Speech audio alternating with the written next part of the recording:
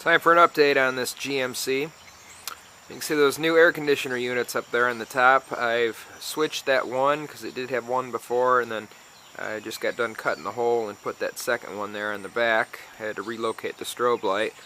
And there's the old unit there to the left.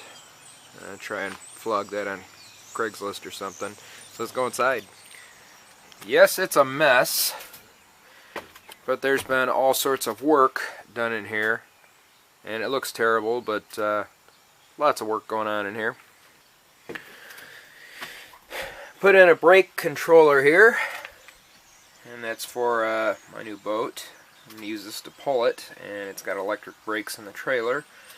So this would be what I'm going to use to pull it. And so there we got that brake controller. I have added the intermittent wipers using the switch here. Got this panel all pulled back. So we got that done. Pretty simple. Just had to add a ground wire and then move all the other wires over to it. Added a new radio, a JVC. This would make the third bus that I put a JVC in. I think those are some really excellent radios for the price. I've just been really happy with it. Over here, I've cut and added this. It's not wired up yet. No wiring. I've got the wiring harness for it I just picked up, but you can be able to start the generator from here now. You can hear the hour meter on this thing is clicking. It's up to 135. I got it wired straight to the battery now because the generator underneath has an hour meter, and I want this one to match it. So I got to go to about 217 hours, and we're at what, 135 now. So we'll have several more days of running that.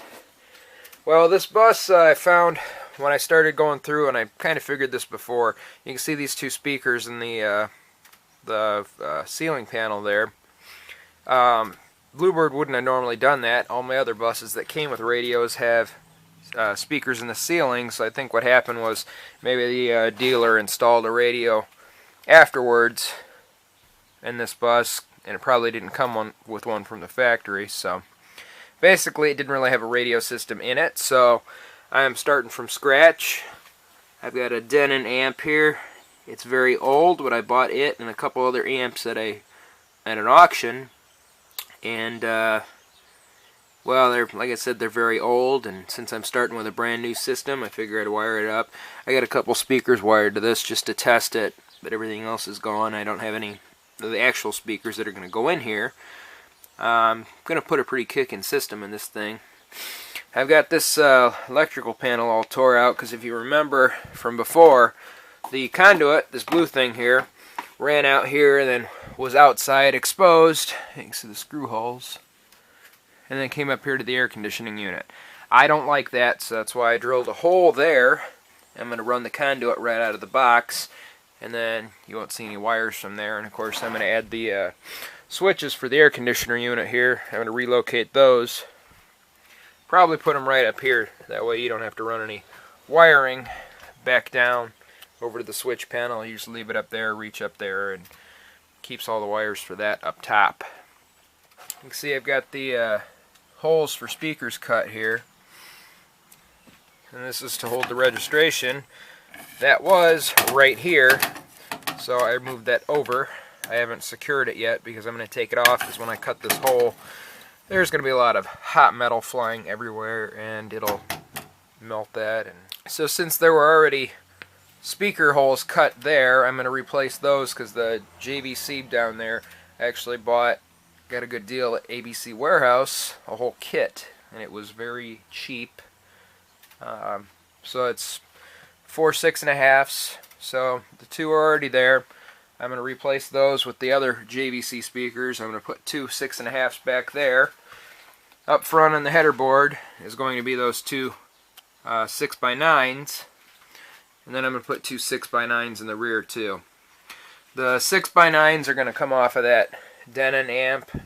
And that thing's a 5-channel. It has a sub output, but it's real small, like 80 watts. So I'm not going to use the 5th channel for the sub. It's just going to be to run the 6x9s. The 6.5s are going to run right out of the JVC. And then the JVC also has another output, so I'm going to have another amp back here with a sub. I got two 12s and a 200 watt amp. Again, I already own the amp. It came in that box of goodies from a auction, so if I want to upgrade to something bigger later I will, but just something to make its presence. So then there's the other two speakers that I've marked and have not cut yet. I'm going to add two dome lights back here to the rear because these rear panels here don't have anything, so there's those. I'm going to combine some of these, so you'll have the front dome circuit, which will be the first four dome lamps, and then the rear four here. Well, these two, and the two I'm going to add. Then I'm going to add some party lights right to the ceiling like I did on the All-American, which is the same units but with LED bulbs. There's only going to be two of those. And then in the back here I'm going to add a red light over the emergency door. That was something Texas Street Man had come upon. This is actually an LED unit, and it looks very similar to the stock incandescent units that these buses normally have. Got another heater that I picked up out of another junk bus because this thing was a handy bus. You can see on the floor here the marks of where the seats were because it had an extended aisle, had the shorter seats, and I think that's why it had this little short heater. I've already ran the extra wiring for that. It's these two wires, and added the switch there up on the panel, so I'm going to add the two fan heater back here. And you can see I got all these panels up against the wall here, so I can run the wires back to the heater along with the wires for the sub. So that's what I got for now. I don't really like that I'm going to make the wires look nice on that amp there and zip tie them, but I don't really like how it's right there, and but it was pretty much the best location to put it, along with the electrical box, which is already there, and that would be a lot of work to relocate it elsewhere, so I won't be doing that. But there's going to be, this seat is going to be mounted right here sideways along with this one, and it's going to be covering all that, and those are going to be removable if we want to ever use this wheelchair lift in here again. So, lots of updates. I think I'll go up top and I'll show you where I remounted the strobe light. You can also see, yep, there's the other air conditioning unit, the hole that I just cut. So here's that other roof air conditioning unit. You can see up there the strobe light. Got it sealed up good. NS9987, why don't you go ahead and tell me what this is. I can see it's an arrow flash because it says in the back there, but here's that exterior light monitor that I just built. This one is special, one of a kind, just like the one in the All-American. Now, since this bus doesn't have any warning lights on it anymore, as you recall, I wanted to put something up here on the top, otherwise it would just be bare and boring. So, as Texas Street Man showed in his video of how he built this light monitor, or built his, I should say, he tells you to buy a couple of these packs that have the assorted LEDs in them, and those packs also come with these mini LEDs, so I figured, well, let's put in clearance lights. And it's $99.87. I'm sure you're going to be jealous of that. It's like additional pilot lights. And there's the back. Yeah, I went a little bit crazy with the solder, but whatever, the other panel still works just fine. Hasn't failed yet.